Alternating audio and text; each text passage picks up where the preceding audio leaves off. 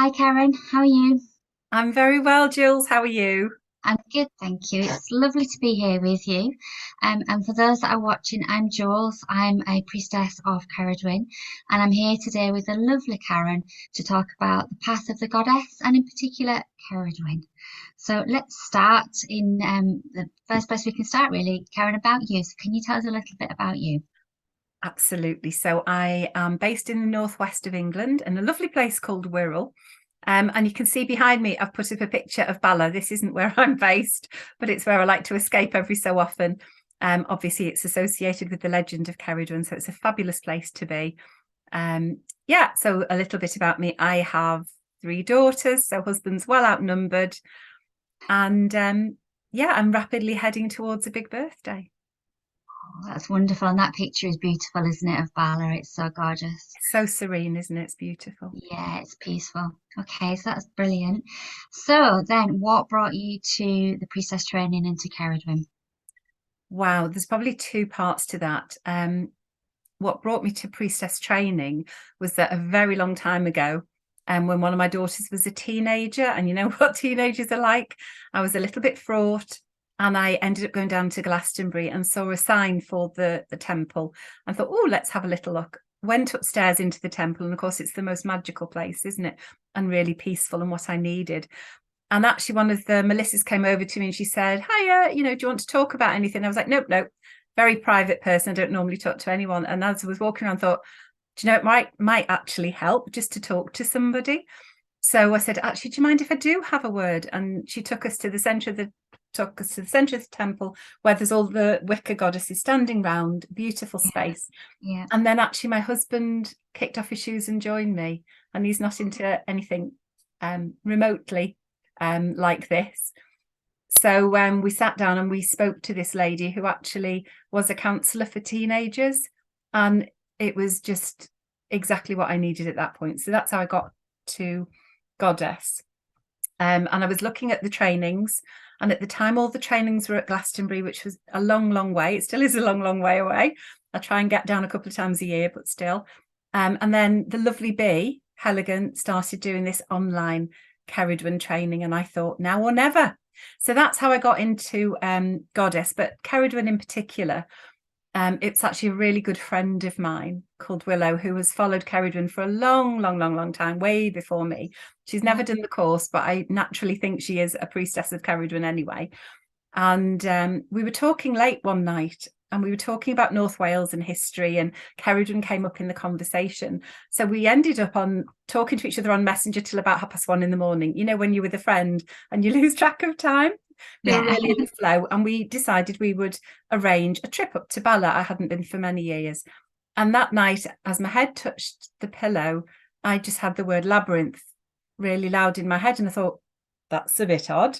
So couldn't sleep, got back up, fired up the computer again, and went to see if there was a link between Cerridwen, who we've been talking about, and the labyrinth.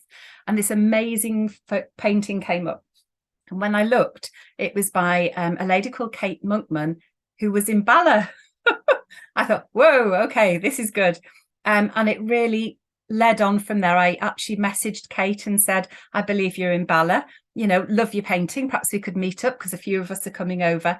And that time, Kate took me to a stone circle above Bala that very few people know about, up on the hills, but very close to Bala, not the stone circle everybody knows about. I'll have to try and find it one day for you, Jules. Yeah, And that I'd was the love start to. of my path with Cerridwen. Oh, that's so special. And it's that synchronicity, isn't it, as well, that we often experience. That's wonderful. Thank you, Karen.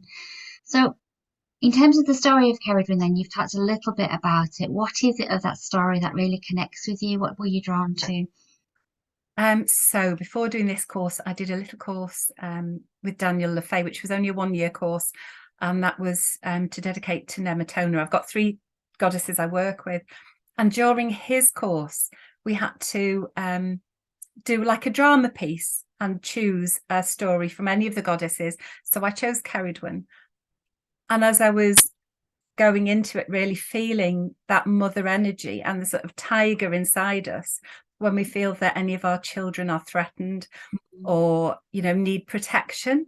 And it was Mm, quite a visceral feeling, this just immense surge of mother love. and how she was willing to give up everything for her children, and the amount of effort she put in. And one of the lessons I've learned through doing the course, very much guided by Cerridwen, is that you can't save everyone. And that was a lesson that she learned, wasn't it, through her story? Although she spent a year and a day trying to save her son from what she thought was a fate worse than death, because people didn't like the way he looked, in the end, her plans went to nothing, and he was fine. I believe he became an excellent warrior with a wonderful reputation, you know, in Celtic times anyway.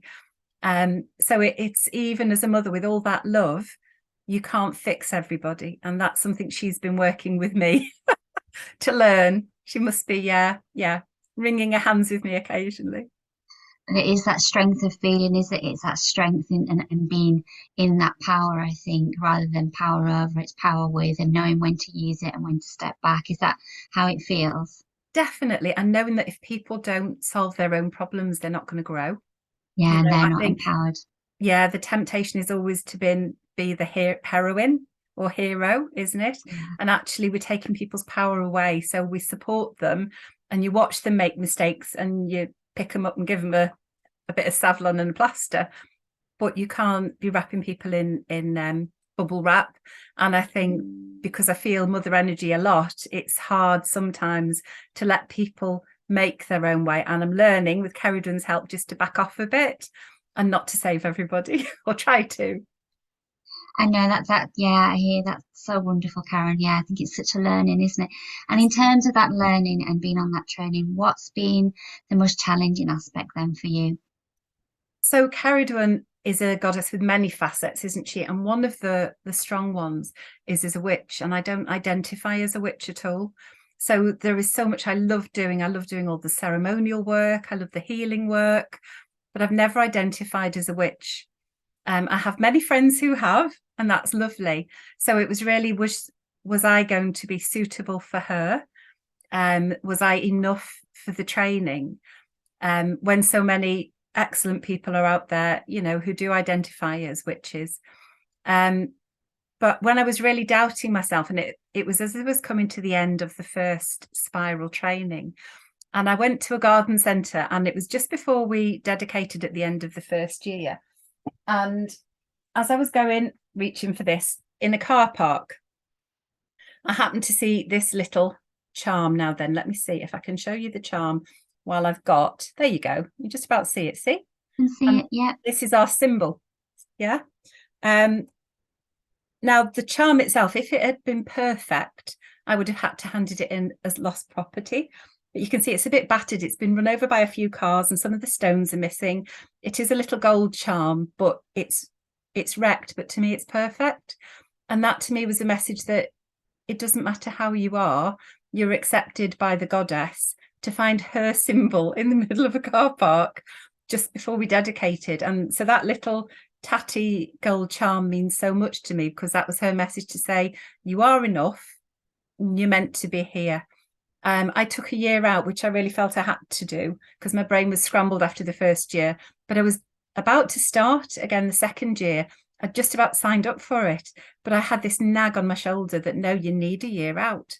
And I was trying to push through it because I had so many friends going on the second year, and it was like, no, take a year out. And I listened to her.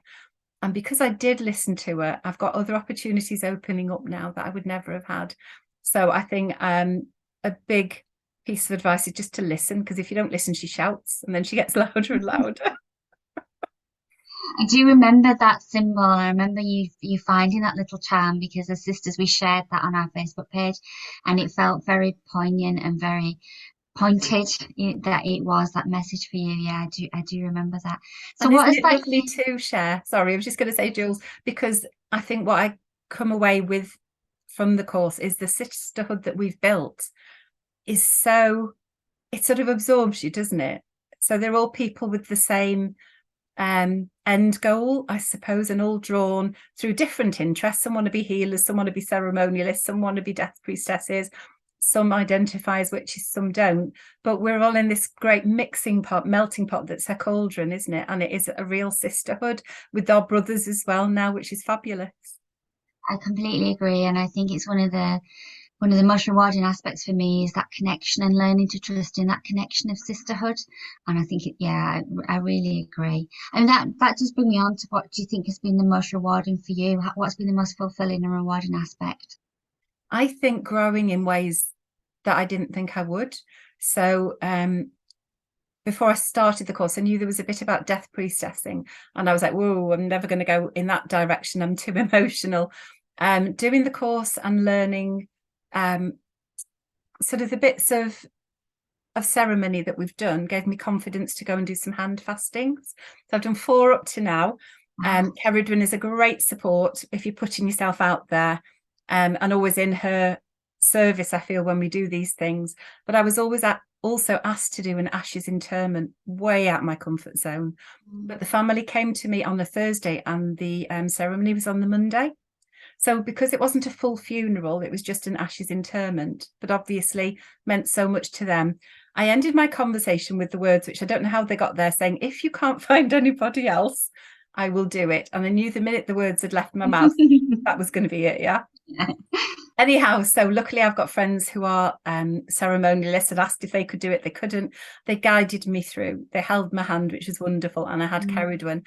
But as I walked over to the grave, and I got there so early, I'd already been to the grave once to check it was where I thought it was. And then on the morning I was checking again in case it had moved in the night, you know, before you do it. Something caught my eye as I walked over to the grave, and I turned and it was a wild hare. The hare obviously being one of Cerridwen's animals. And at that point I knew, yeah, she's got your back. Everything's going to be fine. Just go with it. And there were a few tears, but hey, it's a funeral. And it was a really moving ceremony. So since then I've done an ashes interment for my mother-in-law too. A few more tears because obviously it's somebody you know. But again, it was a beautiful ceremony. And so I'm just so grateful that we can support people at times when they're very vulnerable. And certainly when I've stepped up to do hand fastings, you do feel in your power. You feel it is very sacred. And you're not just going through the motions. It is something that, I don't know, spiritual power, whatever, comes to you and through you. And I would never have done that without the course. Oh yeah, that's so beautiful, and yeah, it's such a. I'm still not in that space yet of comfort, but I love hearing your stories and that support. It's yeah, it is amazing. So I think one of the words I've always struggled with on this course is being a priestess. And what does that mean to you, Karen? What does being a priestess mean to you? In a word, service. So even the course I did with Daniel, his little saying, and he probably got it from V, I don't know, is priestess isn't princess. Yeah. So very Yeah. few people I know would know I'm a priestess, and I don't tend to say it. If people ask me, I'm happy to say it because I'm really so proud. But actually it's service. So, and it's a joyful service because it's doing what we love. It's like they say, if you get a job you love, you never have a day's work in your life, do you? So I'm so lucky there's a temple setting up that's more local to me now. So my bliss is working in a temple as a Melissa and giving people smoke blessings and just letting people experience the divine. So I think we're a bit of a portal through to the divine.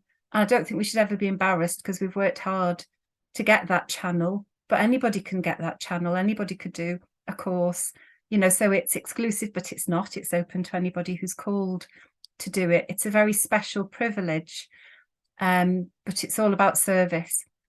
And I know even with Nematona, when I worked sort of to get a connection with her before Cerridwen, it's, yeah, you can be a priestess, but you're going to work for it. And so with her, it was red tents that I did.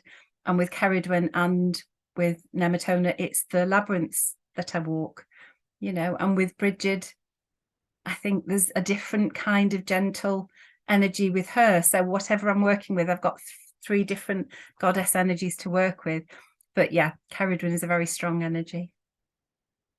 Thank you, Karen. And I know we've chatted before, and you've always helped me in being that inspiration around what priestess means and how that can support and be of service. And I love that priestess is not a princess. I'll remember that. Do you think one final question? What do you think? Why do you think the world needs the divine feminine right now? I think for millennia, since we've had a lot of the patriarchal religions, women have felt excluded. And something that's always landed with me strangely is when they talk about God made us in his image. but I'm a woman. So throughout a lot of the holy texts, it's talking about he and him and his, and I think womankind has been pushed to one side. Now, if we look way back before the patriarchal religions, we see Mother Goddess, and a lot of sort of the older tribal systems look at the Mother Earth, Mother Goddess, and I think that feels so natural because women give birth, and the earth has given birth to us and all the different kinds of plants and animals. Creation just feels feminine, doesn't it? With the help of the male energy too. So I think we've been out of balance for a long time. And personally, I believe in yin and yang, dark and light. I believe in God and Goddess, but I choose to work for Goddess. Thank you, Karen. That's wonderful. Thank you for your time today and for sharing. Really appreciate that. And Bless thank you to you, Jules, as well. It's been lovely to talking to you. And you totally inspire me. There's things that you do on our course that I couldn't even dream of doing. So I just think it's lovely that we get inspired by each other and learn to come out of our comfort zones, just watching other priestesses, spread their wings and fly a little. And I can't wait for all the other priestesses that are coming along too to watch what they're doing and inspire us as well. Oh, I completely agree. There are so many, and it is wonderful, isn't it? Observing and listening. I think that is one of the joys of the training and being connected with other women. So thank you. Thank you, Karen. Thanks, Blessed be. Jules. Have a lovely day.